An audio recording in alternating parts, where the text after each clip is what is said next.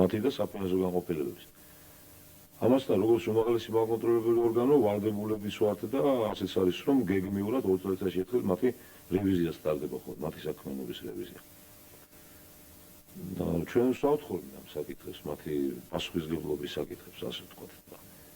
ბუნებრივია, შემდგომ დეპარტამენტი მათი ზემდგომი იღებს გადაწყვეტილებას მათი დატოვების თუ არ დატოვების შესახებ რაიონულ განგებასთან ერთად. ჩვენ ახლა ხელმძღვანელი ახალია ხო კასპიის რაიონში ინსპექციის, თუმცა წინა ხელმძღვანელობის საქმიანობა პირდაპირ გეუბნებით არადამაკმაყოფილებლად შეუპასეთ.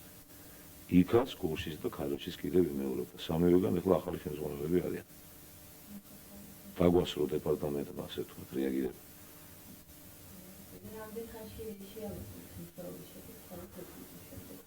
წელიწადი რომ დასრულდება, ჩვენ ასეთი პრაქტიკა გვაქვს, ვაძლევთ ხოლმე საშუალებას, რომ ბალანსები ყველაფერი, ყველა ციფრი დააზუსტონ და სადღაც 20 იანვრიდან დავიწყებთ ხოლმე, 20-25 იანვრიდან ვიწყებთ ხოლმე ანალიზს.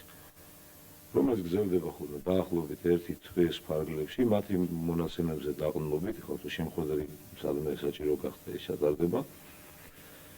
და ამას ვიხილავთ ხოლმე შემდეგ, აი ახლა თქვენ იყავით შემსწრე, რომ პრინციპში ჩამოვზარდა პატრონის სულხან მოლაშვილის საქართველოს კომუნისტური პარტიის თავმჯდომარე მისი მოადგილეები და სამი მხარის ბიუჯეტის ანალიზის შეჯამება მოხდა ქალაგურში 30 სექტემბერს. აი ასეთ დონეზე ხდება ხოლმე სკოტაშორის განხილვები და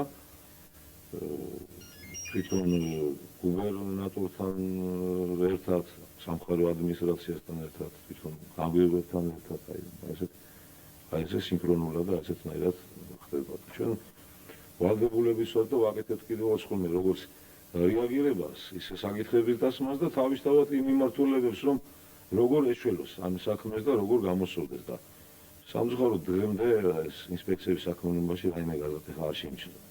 ხაშურის გარდა. დიდი მადლობა. ვისაუბრეთ.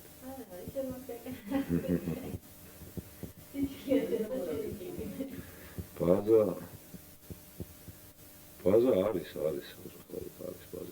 ბაზა სამოქმედება უნდა.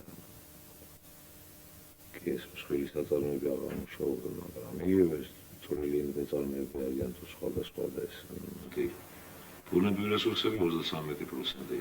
გარემოს გაუჩინება 0,6%, 1%-ზე ვერ გავიდა. 200 ლარია.